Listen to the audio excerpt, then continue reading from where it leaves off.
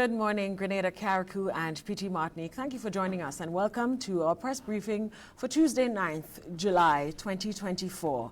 We are coming to you live from the National Emergency Operations Center here at the NaDMA headquarters.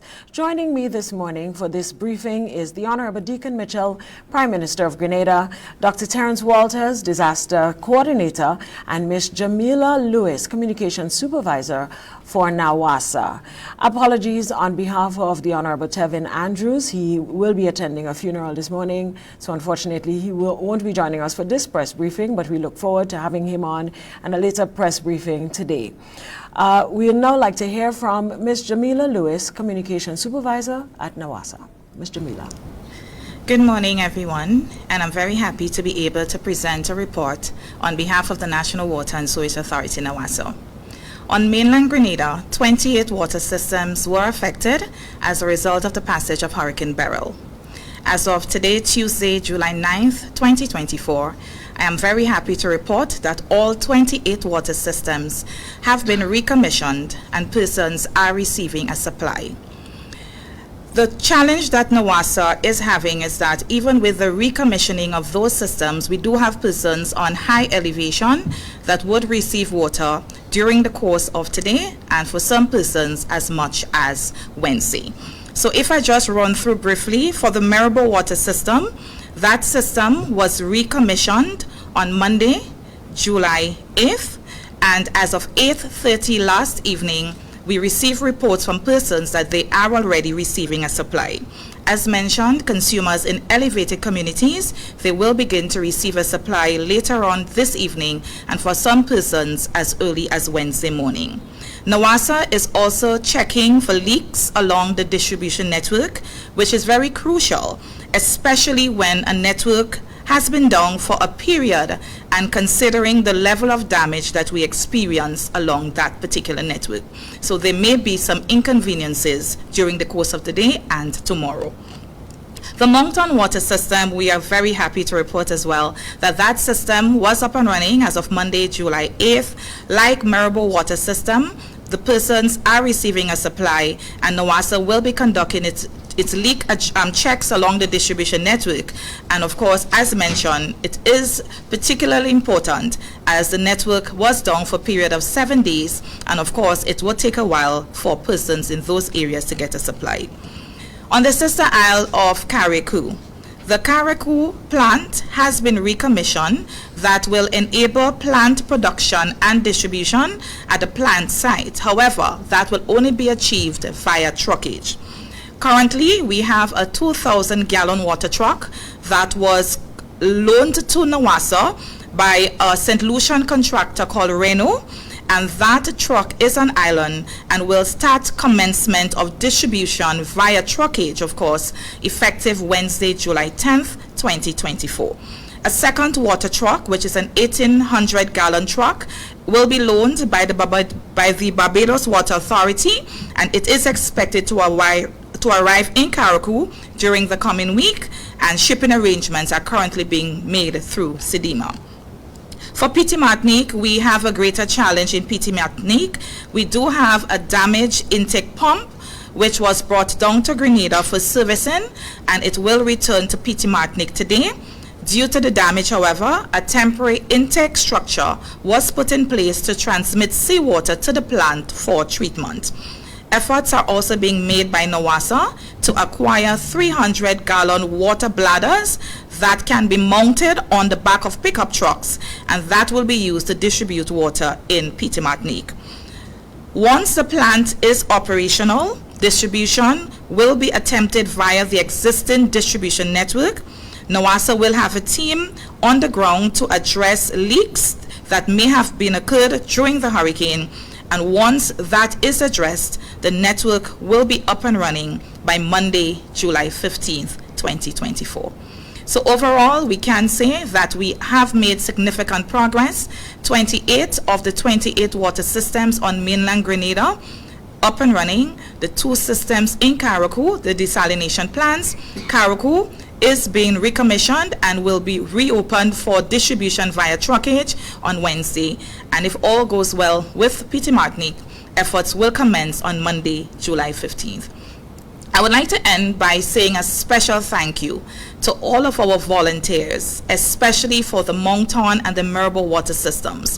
Volunteers representing the various communities in which the water system serves have been on the ground with NAWASA for the past 7 days. And it is because of their efforts that we were able to have the Mirabel and the Moncton water treatment plants up and running. We'd like to say a special thank you as well to all of the NAWASA employees, many of whom had damage to their homes, many of whom have been challenged with water interruption, particularly in Carriacou and Peter Martinique. And they have been making every effort to ensure that there is the recommissioning of water systems, not only in Carriacou and Peter Martinique, but also on mainland Grenada. On behalf of the entire team at NAWASA, we want to say a special thank you for your efforts, and we continue to try our utmost to get the recommissioning of all water systems up and running. We do know that there are some consumers in Chantimel, Davie, and Prospect. There were some challenges from the Pegasuswim water system. Efforts are being made. We had 2 major leaks caused by earth movements and fallen rocks on the distribution network yesterday. The team has addressed those leaks, and we can assure persons that within today and tomorrow, persons in the Davie, Chantimel, Mongelou, and those communities will be receiving a supply from NAWASA via the distribution network. So that's the report we have from NAWASA.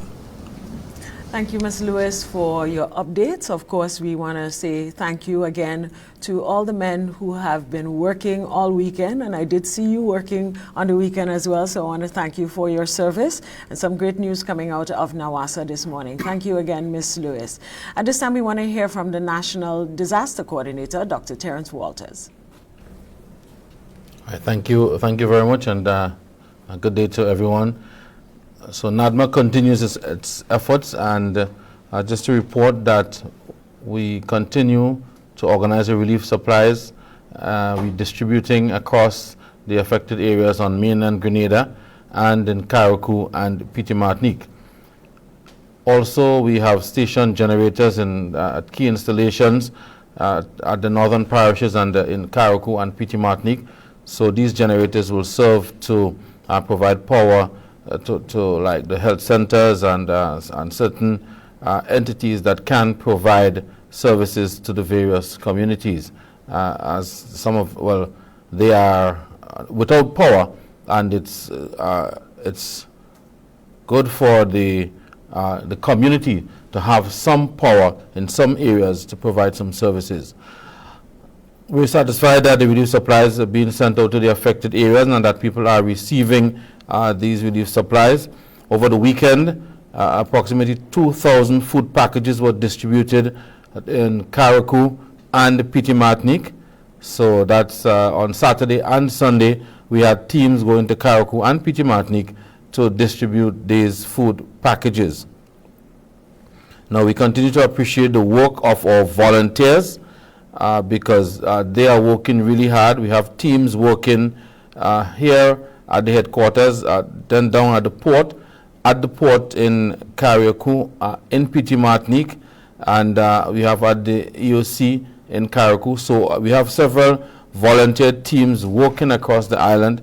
We continue to appreciate their hard work, and it's your service that is enhancing this process. So we thank our volunteers, and we ask that we support them in whatever way we can as we continue to work together with these volunteers to get this relief effort going and get it done properly. I know that Carriacou will receive a donation of cots, that's in the next 24 hours, to ease the sleeping situation at shelters, because we understand that there's need for sleeping material. So we are receiving a donation of cots that will ease that situation. Through CDMA, the CARICOM Disaster Relief Unit has been deployed with a team of 18 persons on the ground in Grenada currently to assist with the relief distribution process. So they will be here, they will be stationed here on mainland and in Carriacou to assist in terms of when we receive relief items and in terms of storing it, packaging it, and getting it distributed on Carriacou and Peter Martinique. And lastly, our Many of our regional and international partners are on the ground providing assistance, providing services, and we thank them for that. We will provide a list of these entities in the coming days. So NaDMA continues to work to coordinate the relief in Grenada, Carriacou, Petite Martinique, and we continue to ask for your support and for your guidance as we continue to provide for our people. And again, it's Grenada, northern parishes, and Carriacou and Petite Martinique. So we thank you from the National Disaster Management Agency. Thank you, Dr. Walters, for your updates. And I also want to say thank you to our uniformed groups who have been coming every day to support and to volunteer in these efforts. We now will hear from our Prime Minister, the Honorable Dickon Mitchell. Thank you, Press Secretary. Pleasant morning to those of us who are here present and to the citizens of Grenada, Carriacou, and Petite Martinique who are viewing online. A special morning to those in the diaspora as well who've continued to support us. To our regional brothers and sisters who've continued to pay attention to what is happening in Grenada and to supporting us, again, I want to express profound appreciation. I will give a wide-ranging update on several matters impacting the government's response to Hurricane Beryl and the devastation that it has brought to parts of Grenada and Carriacou and Petite Martinique. On Sunday, I visited Carriacou and Petite Martinique again and spent considerable time in Petite Martinique. I think every visit paints a grimmer picture of the considerable damage that this hurricane has brought upon our citizens, particularly in the northern part of Grenada and in Carriacou and Petite Martinique.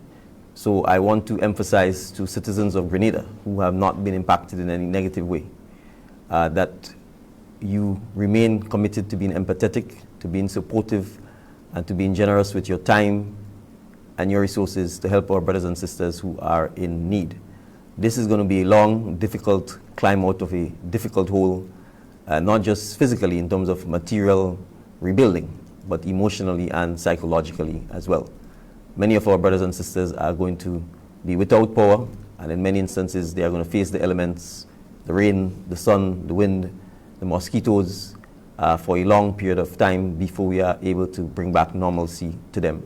And so it's important for those of us who are not in any way negatively impacted by the storm to recognize that the government has no choice but to pay more attention to those citizens who are most vulnerable at this time.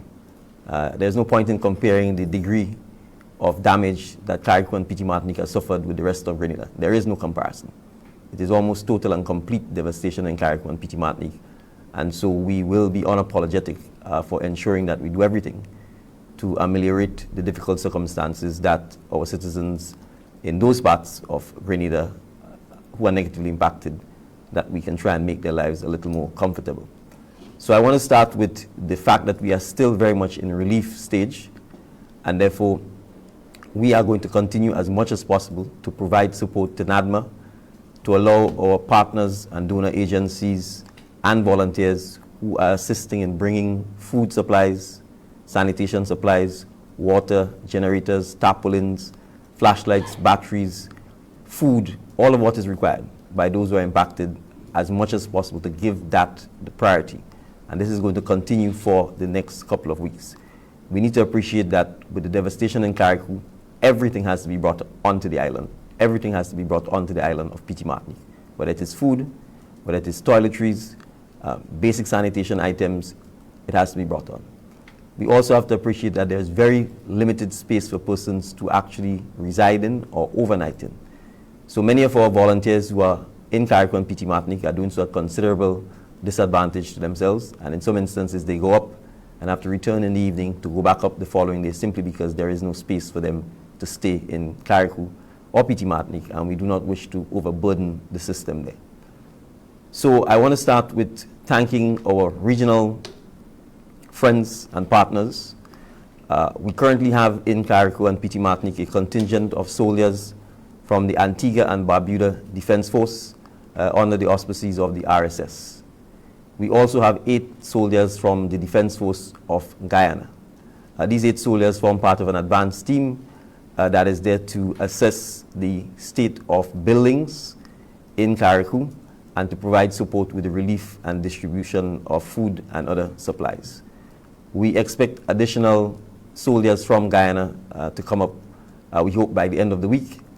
The initial task will be to assist us with identifying large buildings, whether they be privately owned or publicly owned, that can be repaired temporarily to ensure that we have additional accommodation for relief workers and for citizens of Carriacou and PT Martinique. We need to appreciate this is the start of the hurricane season, and therefore simple things like rainfall is going to cause considerable inconvenience to the citizens there. And we need to ensure that we have at least temporary accommodation that many of them can use should we find ourselves in a situation with prolonged rainfall or, for that matter, prolonged heat. And so the idea here is to make sure that we can identify these large centers, whether they be schools, churches, or other private residences that we can temporarily fix so that we know we have a place of shelter for citizens of Carriacou and PT Martinique if necessary, and for persons who are coming to do relief work. We will start this process immediately. It will be a combination of private contractors in Carriacou, contractors from Grenada who have gone up to help, as well as reliance on the soldiers who are currently in Carriacou and the soldiers who are to come. The government will spare no resources in ensuring this effort takes place, because we want to ensure, as we prepare for the coming months ahead in this hurricane season, that should we face another weather system, that there is the opportunity for citizens in Carriacou and PT Martinique to find shelter. We also will begin a cleanup drive, very much as was done in St. Patrick on the weekend, this weekend in Carriacou and PT Martinique. However, the sheer volume of debris is unimaginable. This cleanup drive will probably last as much as 2 to 3 months. There are huge quantities of zinc and galvanized sheeting all over the place, significant building debris all over Carriacou and PT Martinique, in the mangroves, the beaches, everywhere you go. It is going to require a sustained effort. The debris cannot remain on the island of Carriacou. So it also means we will have to plan to, in fact, export it out of Carriacou and PT Martinique. But this is just the start. We will commence, obviously, by relying on volunteers, but ultimately we will have to contract the work to make sure that we can really begin to clean up Carriacou and PT Martinique from an environmental perspective. We also wish to minimize any public health risk that may be posed by having large amounts of debris on island. So from the perspective of stagnant water, from the perspective of garbage, from the perspective of dead animals, we want to ensure that from a public health perspective, that all measures are taken to minimize the risk of the spread of any disease or other waterborne or mosquito-borne diseases on the island. So the cleanup will be a priority. The Minister for Mobilization, Implementation and Transformation and his team, together with all other volunteers, will begin to lead this process. Again, for persons who wish to volunteer for this specific purpose, we would ask you to ensure that you appreciate that it is difficult work in difficult circumstances, that you are physically fit to do the work.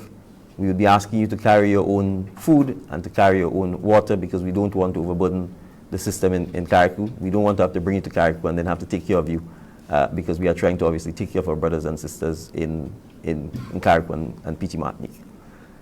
The government's various task force have been working on the task given to them since last week.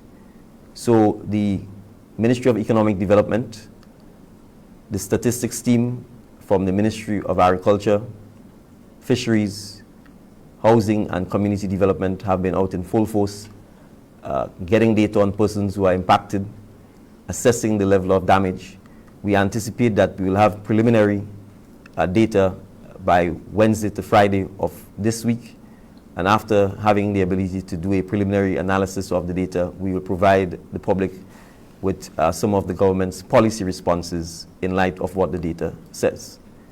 We have already held cabinet briefings from the Ministry of Finance as it relates to the potential impact of the hurricane on the government's fiscal position, as well as potential sources of financing the relief efforts as well as the rebuilding efforts.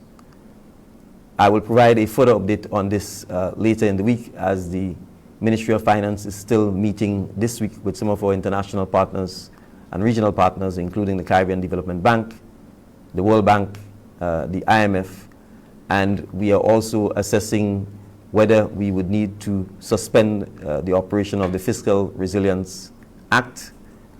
We are also looking at what fiscal incentives the government will provide to persons who wish to rebuild, repair their homes, or persons who simply need basic foodstuff or other amenities to continue living. So we anticipate that more announcements will be made on the financial and fiscal side in the coming week. As citizens of Grenada are aware, the government has in place catastrophic risk insurance. That insurance has been triggered as a result of the passage of Hurricane Beryl, and later in the week we expect the team from the catastrophic risk insurance to be on island, and we expect announcements will be made in relation to what compensation Grenada will be paid as a result of the passage of Hurricane Beryl. So when the team arrives, we expect them here tomorrow, and we anticipate that by Friday we will have the definitive information from them, and we'll provide further updates on the situation.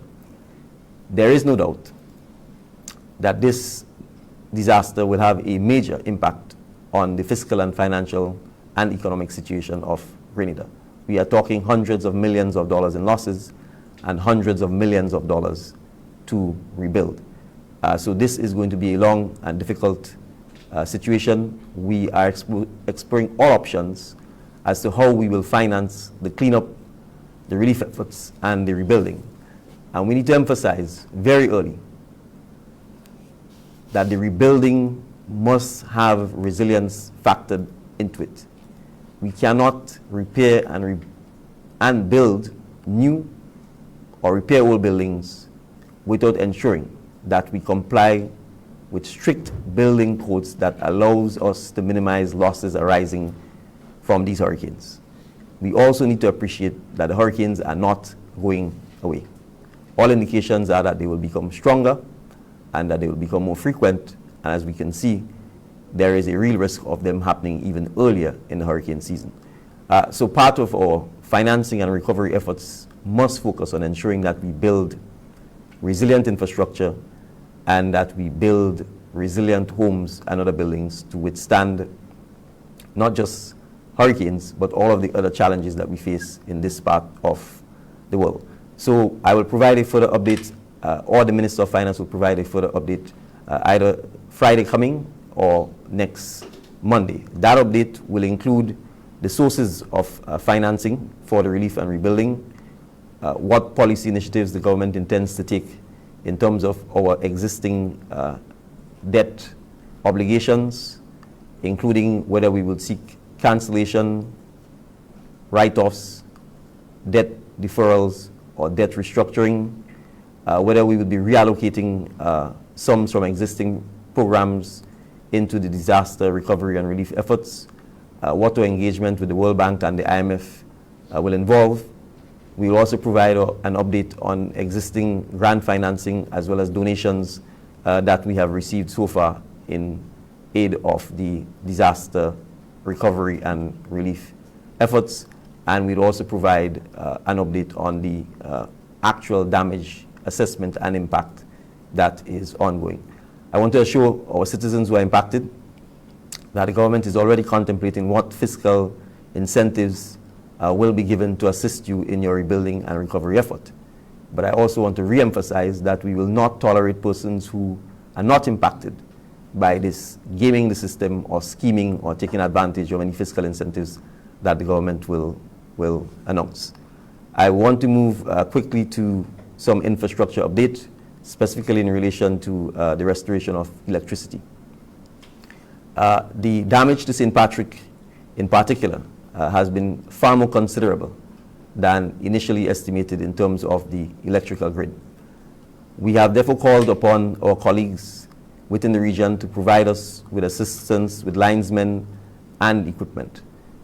The government of the Republic of Trinidad and Tobago, through Prime Minister Rowley, yesterday authorized for a Trinidadian crew to come to Grenada, as many as 16 persons, together with equipment, to begin the process of assisting us. We are hoping that they will be here by the weekend. The government of the Commonwealth of Dominica and Prime Minister Skerrit has also authorized linesmen from Dominica to join us here in Grenada, and the Prime Minister of St. Lucia has also authorized linesmen to join us here from St. Lucia. We are hoping as much as possible that we can accelerate the restoration of electricity throughout Grenada, and then the crews will move to Carriacou and Petit Martinique to join the efforts there. I want to point out specifically in relation to Carriacou and Petit Martinique that GRENLEC is already actively considering designing of the system so that we can put some of the main feeders underground. And that is part of the resilience design that we need to commence immediately. We appreciate that we want to restore power quickly, but we also need to appreciate that we have a long hurricane season ahead of us and many more decades of hurricane seasons to face. And given the sheer expense of an electrical and transmission distribution system, and the fact that these systems are very difficult to ensure, we want to ensure that we build the resilience from now. And if that means taking a little longer to have the energy restored, then we have no choice but to do so.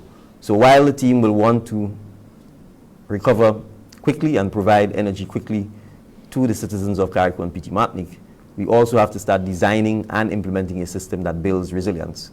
And so we will be actively engaging with our international partners to seek the right engineering and technical assistance to ensure that we can do so. I want to also point out that a lot of the infrastructure damage to NAWASA and GRENLEC, particularly in Grenada, came from the presence of fallen trees and other debris. And as we rebuild, we are going to have some clear guidelines that create setback for trees and other potential obstacles that can damage water lines and power poles. In many instances, prevention is better than care, and it is important for us to ensure that we take the necessary steps now, and that we standardize and enforce those steps to minimize damage to public infrastructure, and as a result, inconvenience to our citizens when we have these dreadful climatic events. So we will also be looking at this. As I've indicated, our building standards and our building codes need to be improved, and they need to be adhered to, and they need to be enforced. Insurance companies do not insure wooden buildings. And so, in effect, we are facing a situation where large parts of our domestic housing stock is uninsured, and we run the risk of putting our housing stock in a position where every time we have a storm or hurricane or some other climatic event, that our citizens will not be able to rebuild. And it will fall to the government and to the taxpayers to be able to assist them in that regard. And so as we begin to think of how we recover and rebuild, we are going to have to become a lot more creative. We are going to have to rely on technology. We are going to have to rely on modular housing. And we are going to have to ensure that, particularly when it comes to roofs, that the codes and the standards are improved and that they are adhered to. Many of the destruction and the damage we see came about as a result of poor or substandard construction of many buildings, some of them even completely new. And you just have to look at it and you could see that the standards were not what was expected. So we have to ensure that from the get-go, we understand that we need to build resilience, we need to adhere to the right codes, to the right standards to make sure that we don't face this sort of horrific destruction in the future.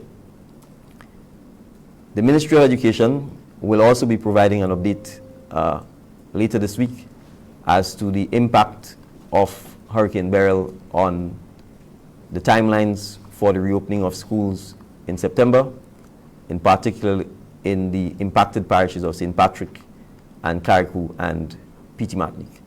In the case of Carriacou and Petit Martinique, I'm putting this out early It may not be possible at all to start school in September, and we may also have to face the possibility that we may have to relocate, if we are going to start school in September, many of the students to mainland Grenada.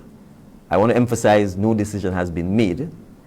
The matter is being discussed, but given the level of destruction that has occurred in Carriacou and Petit Martinique and the enormous amount of resources that are going to be required to rebuild and to make sure that we build better and stronger, we want to make sure that as early as possible that we are decisive and that we can communicate to the citizens of Carriacou and Petit Martinique the plan so that we can ensure that our children are not severely disadvantaged in their education by the passage of Hurricane Beryl. Specific to Carriacou, we recognize that communication is a challenge because telecommunications is still at best dodgy and inconsistent. There's almost no service from Flow and limited service from Digicel. There is no radio service in Carriacou at this time.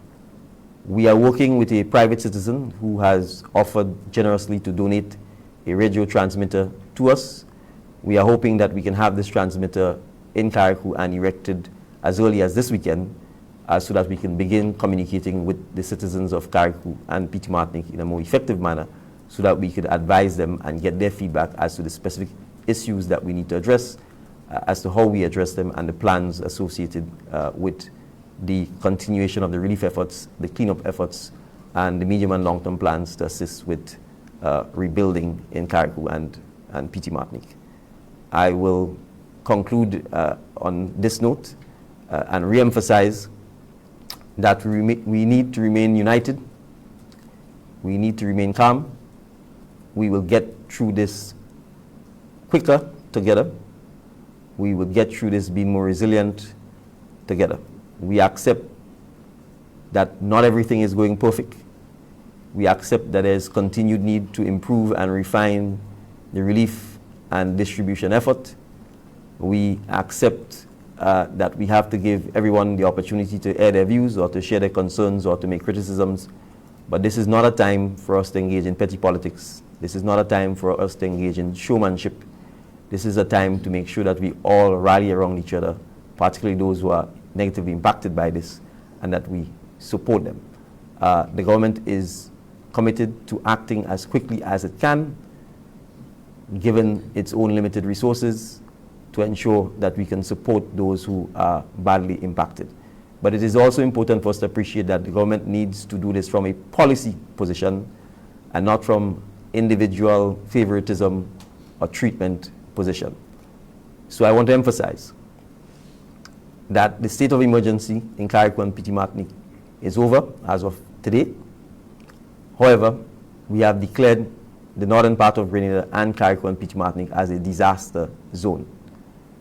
I think everybody knows what that means. If you do not have to go to Carriacou and Petit Martinique, please don't go. If you are not part of the relief or volunteer corps to assist with the cleanup or the delivery of relief supplies, please don't go. If you can get your family members in Carriacou and Petit Martinique to visit you in Grenada and to provide them with some relief, some support, some comfort, we will certainly encourage that because it is easier to do so in Grenada. We are continuing to evacuate vulnerable persons, whether they be senior citizens, persons who are pregnant, persons who have other vulnerabilities or health issues on a needs-be basis. We certainly encourage anyone who thinks that they're at a health risk to move to Grenada, even if it means at the cost of the government, because it is perhaps cheaper for you to do so than waiting until something difficult happens. Because there is limited accommodation on the islands, there are certain groups of people we would wish to give priority to. So GIS-TV will be convening a meeting with the insurance companies so that we can work through the logistics of ensuring that insurance loss adjusters who need to visit Carriacou are given priority so that they can conduct the damage assessment for persons whose homes and buildings have been impacted, so that we can accelerate the insurance claims processing purpose the insurance claims process so that they can receive compensation. So again, if the government announces that we are giving priority to insurance loss adjusters, it is simply because they need to get there as quickly as possible. They need to be given access to damaged buildings as quickly as possible so that they can conduct their assessment and they can leave Carriacou and PT Martinique so that our citizens can get their money to begin their rebuilding process. It is not because we are favoring big or rich companies over the average man. It is simply because we are trying to facilitate a process that actually will help those persons who have insurance so that they can get their funding to help their process. Obviously, transportation to and from Carriacou is limited. For us to be able to address the issue of having the large shelters and so on repaired or renovated, it means we need to bring large quantities of building materials to Carriacou and PT Martinique.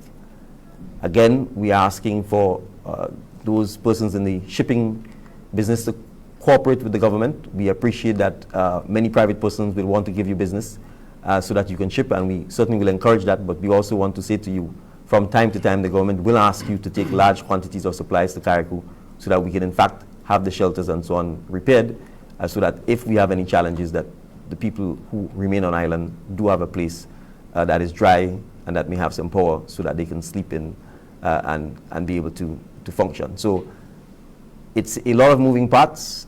It's a mammoth task. Sometimes we may have to prioritize certain people or certain things, but we are only doing so in the interest of trying to ensure that we can accelerate the response time that is required.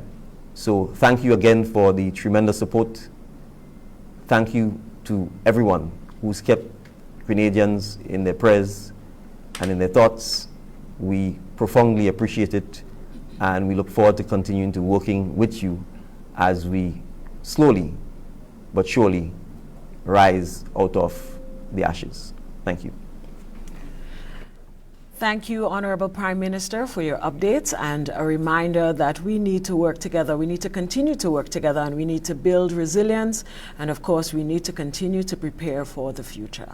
Thanks again. At this time, we'll take it to our media practitioners who are standing by online. We have Mr. Peter Richards. You may proceed with your question.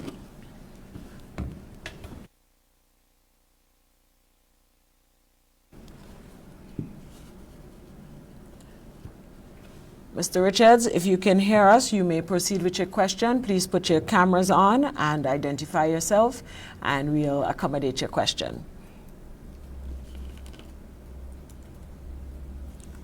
All right, while we wait for Mr. Richards, we do have Linda Straker, Kalistra Faria. You're also online. Please put your cameras on and ask your questions. Linda, you may proceed.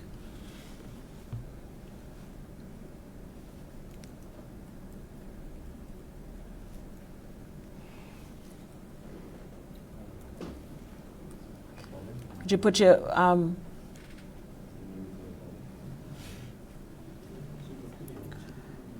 I think you're muted. Okay, yes. Okay. Sorry about that. Good morning to you, the Prime Minister, and every other person on the panel.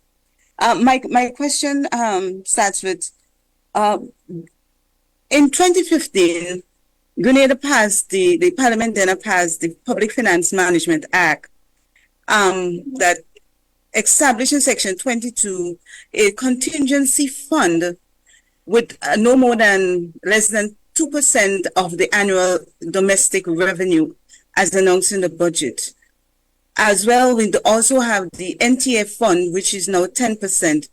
Can the Prime Minister tell us how much money are in this fund total together? I can't give you an exact figure. My briefing from the Ministry of Finance indicated that in relation to the National Transformation Fund, that it's in excess of $30 million. I can't give you the figure in relation to the contingency fund, but I can endeavor to get a brief from the Ministry of Finance and provide a response on that. My other question has to do with, you mentioned about someone giving the government a transmitter for radio in Carriacou. Who will be operating such when it becomes operational? Is it going to be done by the government or a private sector person? At this stage, I can't say definitively who will do so. It is possible that it may be a combination of the government and private persons. The government simply wants to have the transmitter available so that information could be disseminated to the public. It doesn't need to be operating the radio in a sense full-time. All we really need is to ensure that we have access to provide information to the citizens. So I would say, certainly my thinking would be that we would allow private persons to operate it on condition that the government has airtime to be able to disseminate information specific to Carriacou and PT Martinique. I asked that because when you mentioned that, I made a quick check with 2 radio stations, and they said to me that yes, the frequency do take them to Carriacou, so they have not been able to confirm whether or not persons in Carriacou are hearing them because there is a lack of electricity, but they know that the frequency is extended to beyond Carriacou, as a matter of fact, PT Martinique, and in some cases as far as Union Island, St. Vincent.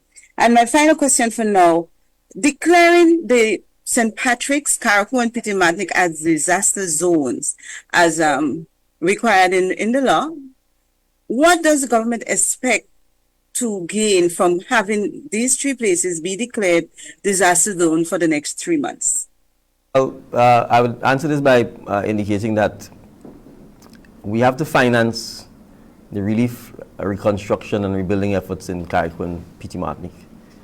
And in order to do so, it requires the government, because of the emergency, to unlock financing that it otherwise will not be able to do, or to be able to deviate from its existing budgetary allocations that it would not be able to do. So, for example, if we wish to suspend the Fiscal Resilience Act so that we do not have to comply with the primary balance rule, a precondition to that is that there must be a declaration of a natural disaster.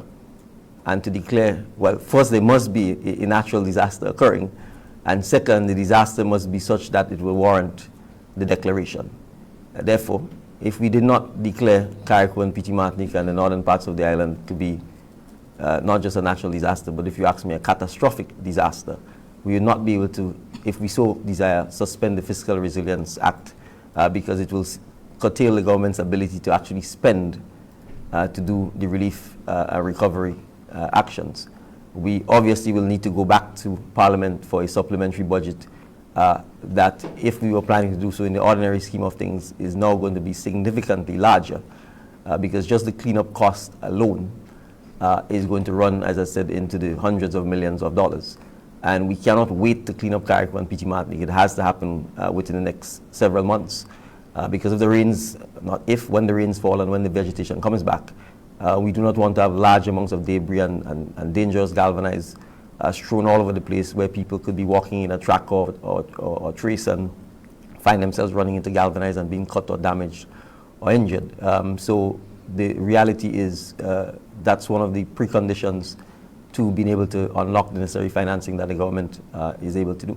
Second, we want to re-emphasize to the citizens the danger and the challenges faced with the current situation in Carriacou and PT Martinique. So outside of the financing, it is clearly a place with heightened risk.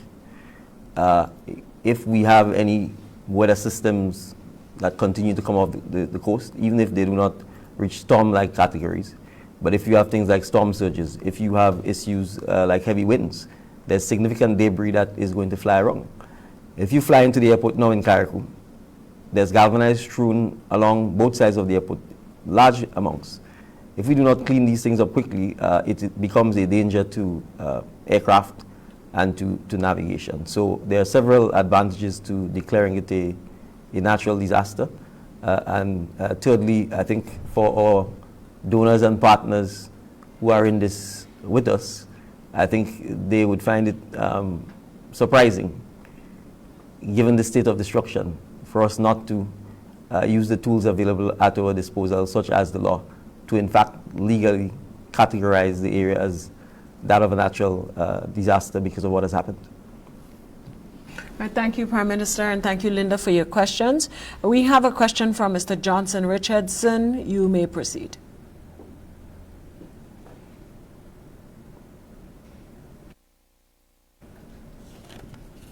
Mr. Johnson, if you can hear us, please proceed with your question.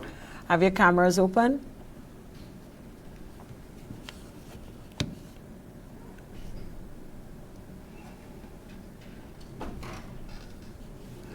Okay, we seem to be having some difficulty with Mr. Johnson. Nisha Paul, you're also online. If you have a question, you may proceed.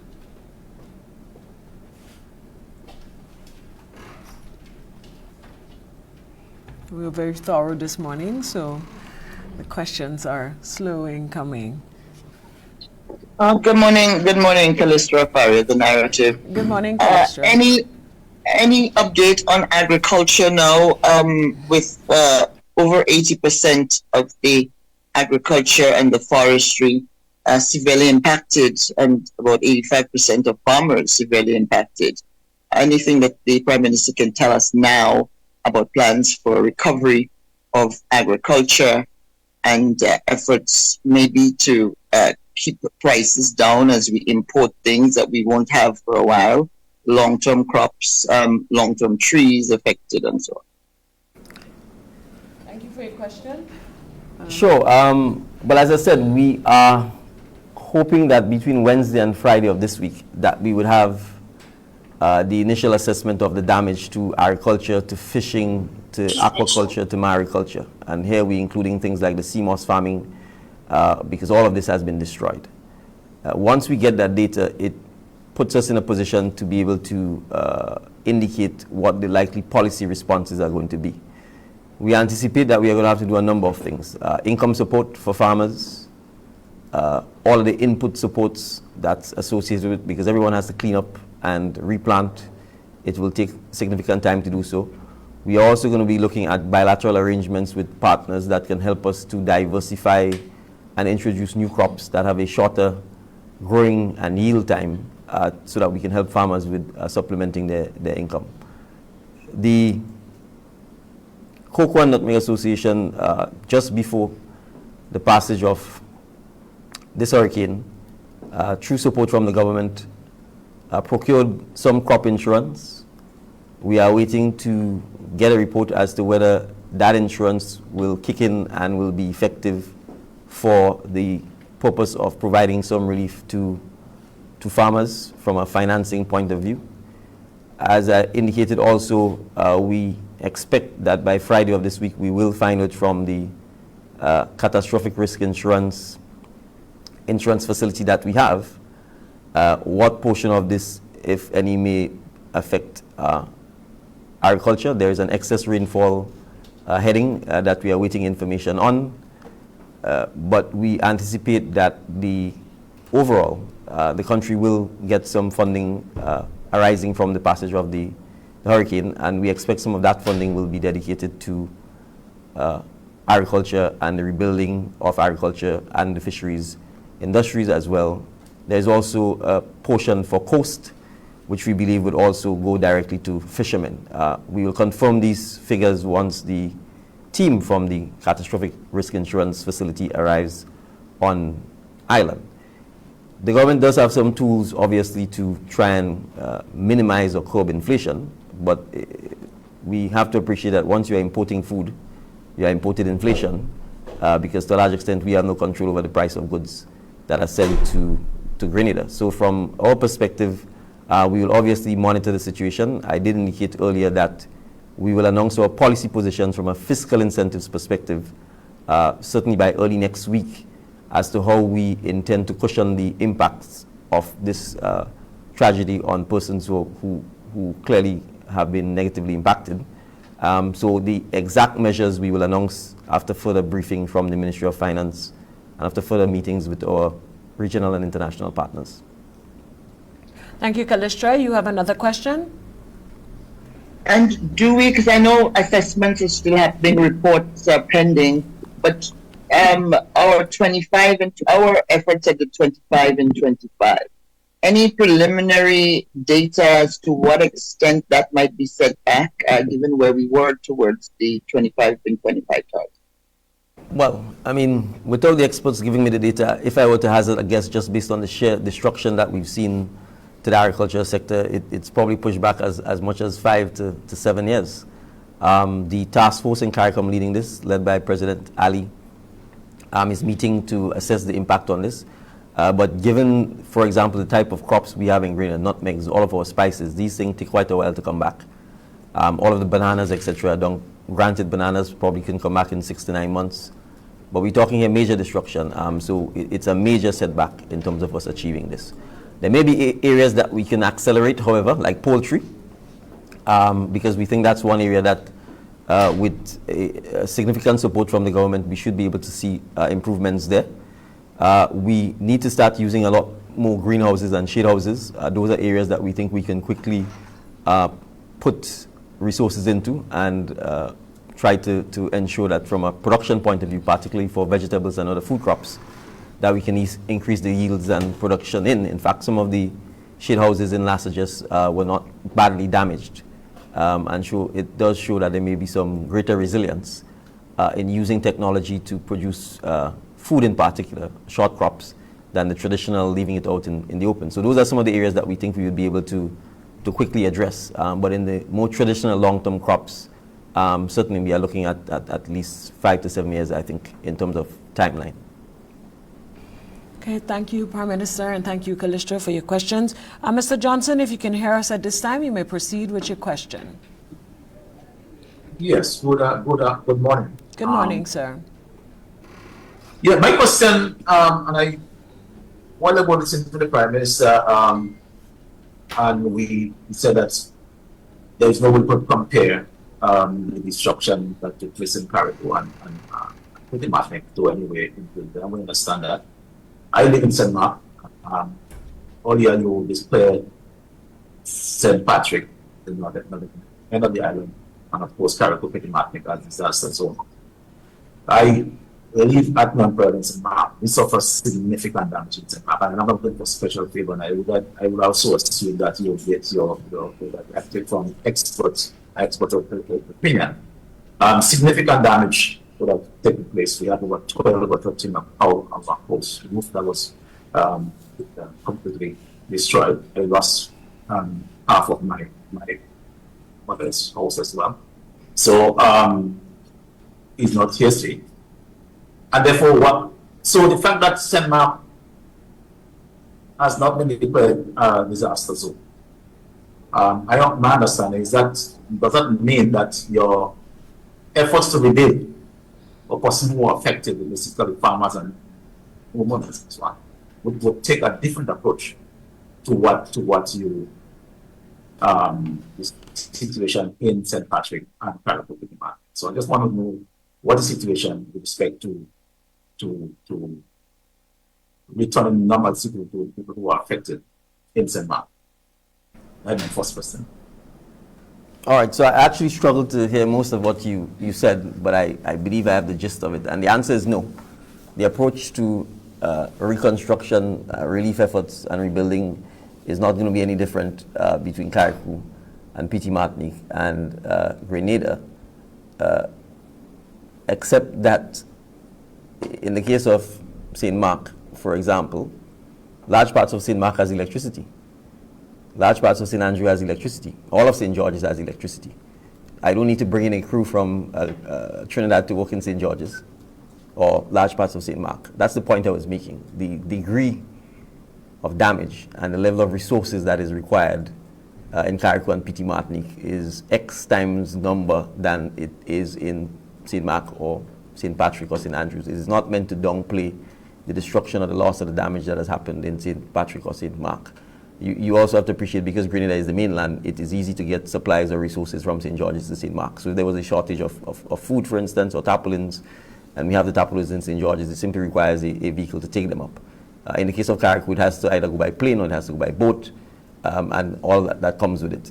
So that's the point I'm making. And I was just simply calling upon us to, frankly, not be parochial by comparing which parish is more damaged than the other, recognizing the level of destruction that has taken place in Carriacou and Petit Martinique, and recognizing that they're, in a sense, isolated islands surrounded by the sea, and therefore it's not easy to readily get things as you have in Grenada. And obviously the Morris Bishop International Airport is open, so you can fly in and out of Grenada quite easily.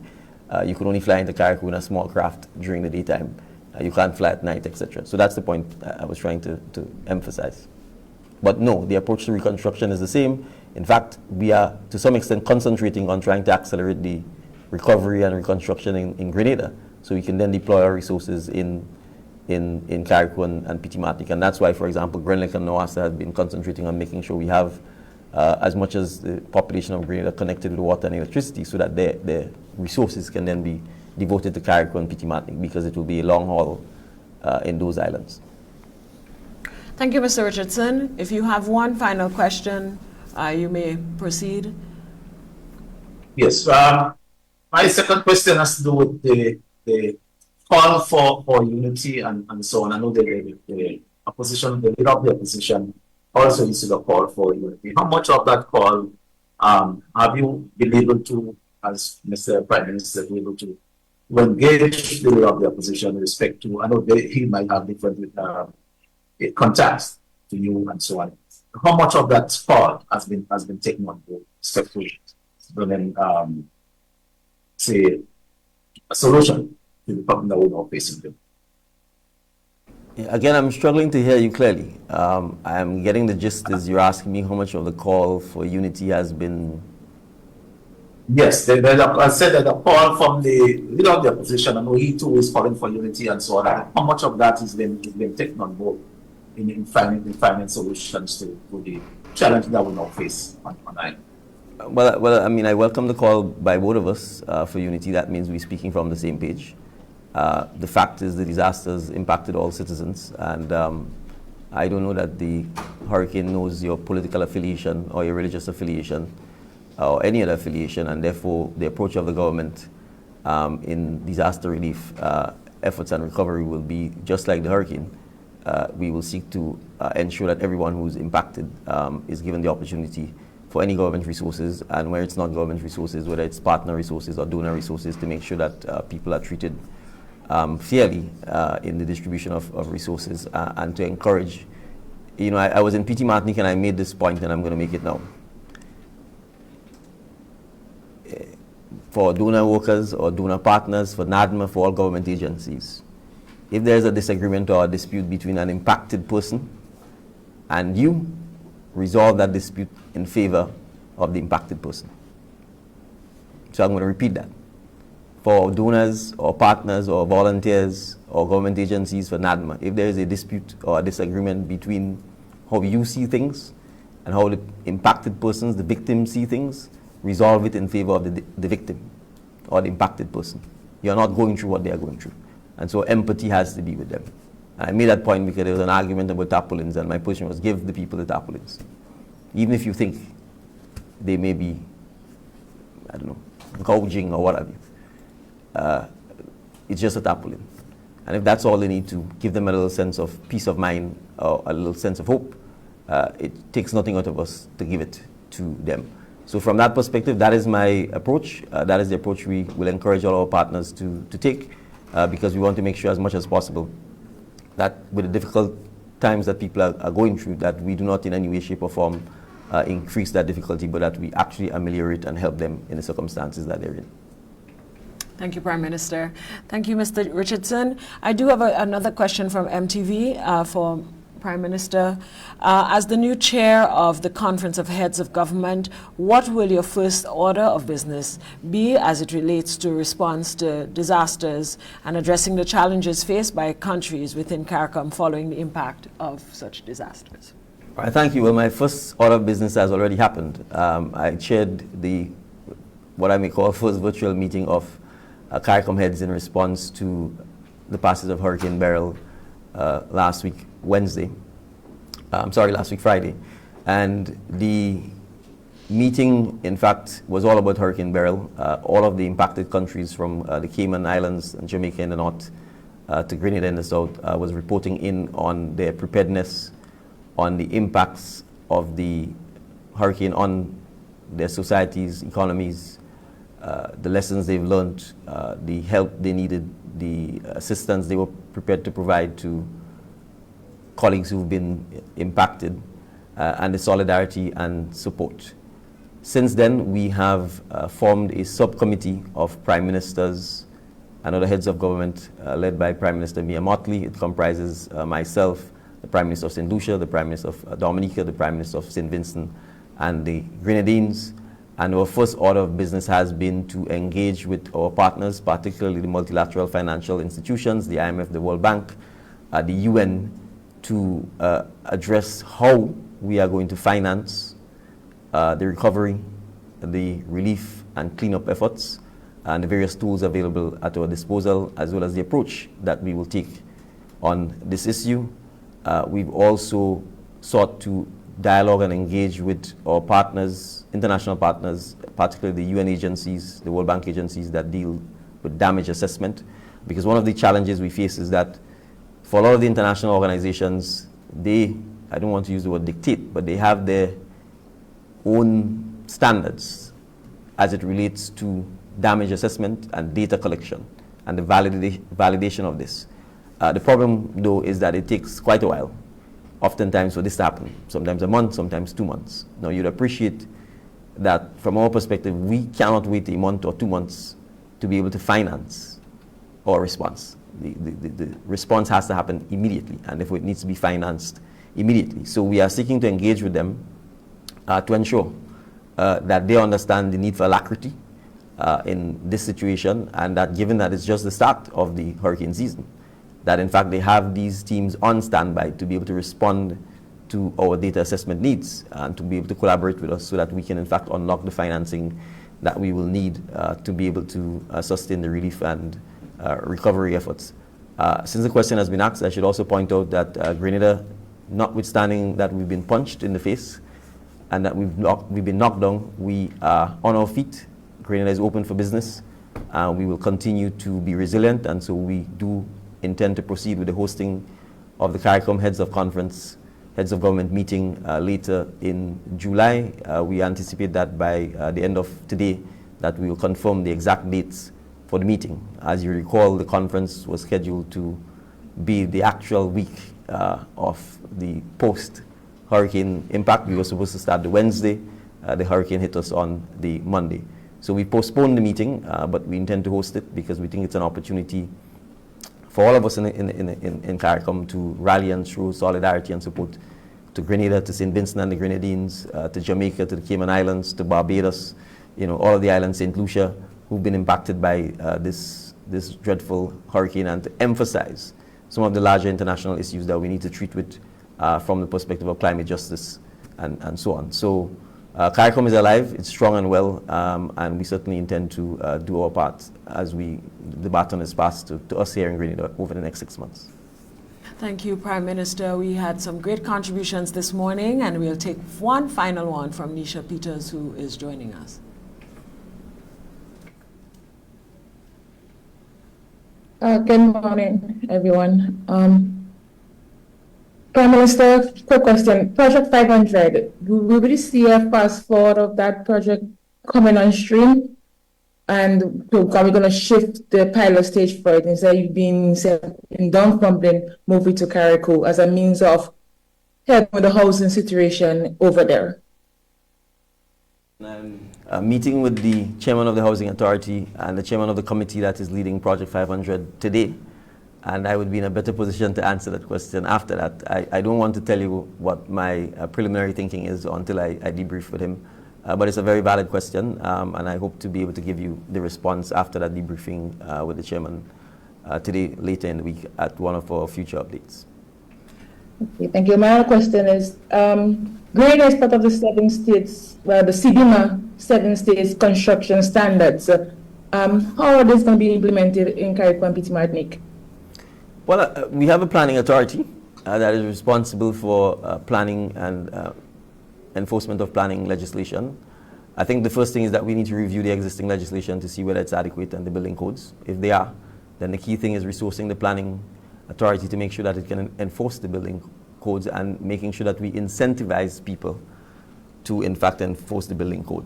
I think now more than ever people appreciate that if you're going to spend hundreds of thousands of dollars building your home and it's going to be built to a substandard, or you're going to allow the contractor to build it not in accordance with the building codes, the only person who's going to suffer the negative consequences of this is you.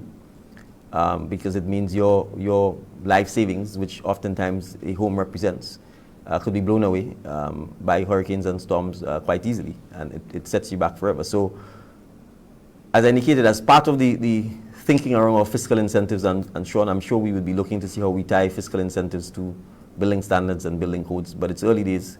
And I think from a policy perspective, the announcements and pronouncements on this will be made after further consultation with the planning authority, the construction industry, homeowners, insurance companies, etc. Final question, sorry.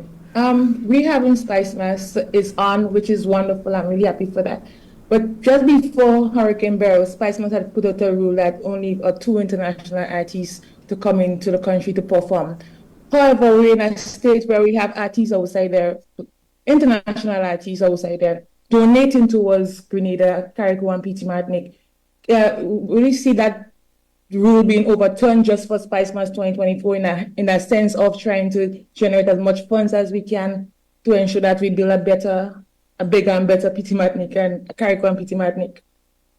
That's an interesting question, but I think you should direct it to Spice Mass Corporation so that they can respond to you. Thank you. Thank you, Prime Minister, and thank you, Nisha. And I will take one final question from Facebook. I know we had some conversation on it already, but if you can give us an update, Mr. Prime Minister, about the Chinese low-income houses. I know we had some damages, so somebody's asking about those to temporarily house folks in Carriacou at this time, and then we will wrap up for this morning. Thank you. Right. So there has been some damage to the Chinese-built affordable apartments or homes in Carriacou. The Housing Authority has done an assessment of it. It is not as extensive as the sort of damage that most homes in Carriacou have suffered. There's some water damage for sure. But the indication is that within a week to 3 weeks, the authority believes it should be able to repair most of the damage. Once electricity is connected, and we're exploring the possibility of either having a generator provided, or whether it is possible to have Grenlec in the coming week or two connected directly with electricity. We then anticipate it will be used for housing, both in terms of temporarily for citizens in Carriacou, as well as many of the relief teams that will be on island to be able to assist with the actual restoration and renovation work.